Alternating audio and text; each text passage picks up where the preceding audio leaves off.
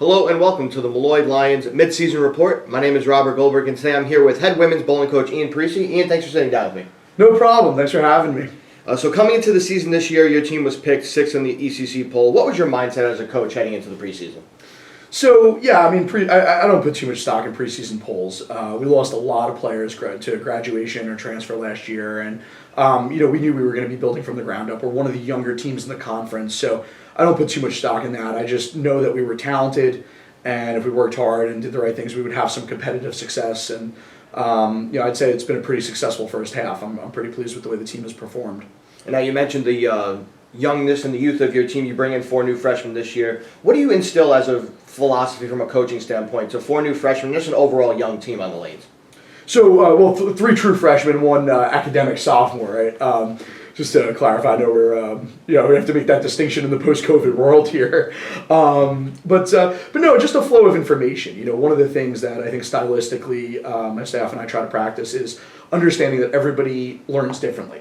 And the more we can meet people at their level or expose them to a diverse array of teaching styles, the more they're going to have information that they can pick up on and use to improve and move forward. So, the mid-season poll just came out. We're 44th in TCPI is the new school metric that they use to rank us all. So we got a long way to go if we're looking at a national championship. So, we've had success. It's lovely to celebrate that success, but ultimately we have to keep working and keep improving.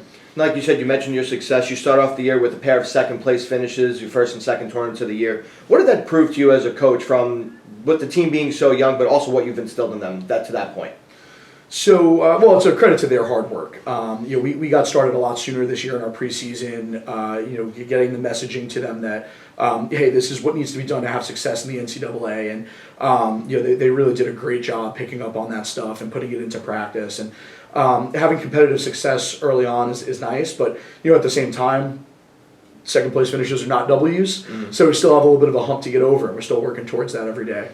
So like you mentioned, winning is always the goal, but even the success you guys have had, the second place finishes, what does that do for you guys from a morale standpoint when you guys are traveling, the team bonding and things like that? Well, I think it's the confidence to show up at any event and know that, hey, we're a factor here. We're walking into the building understanding that we've got a competitive shot at this.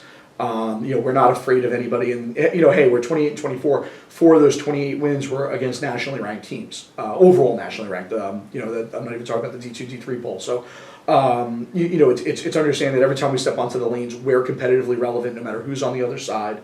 And I think that the confidence that gives everybody, when we walk into a building is paramount. You need that to compete at the highest level.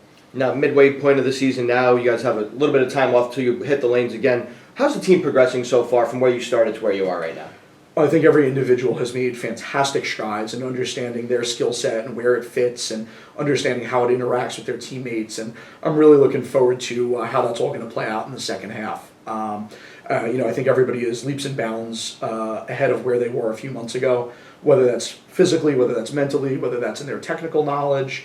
I'm really looking forward to seeing what this team can do in the second half. So now with the second half coming up, the goal at the end of the year is always the ECC championship. It's something everybody always has circled. What are some goals and expectations you have for this team going into the ECCs and for the ECCs? Well, to compete at the height of our abilities. I don't know exactly what that's going to mean yet. The goal for everybody should be to win a national championship. The winner of the ECC gets an automatic bid to nationals.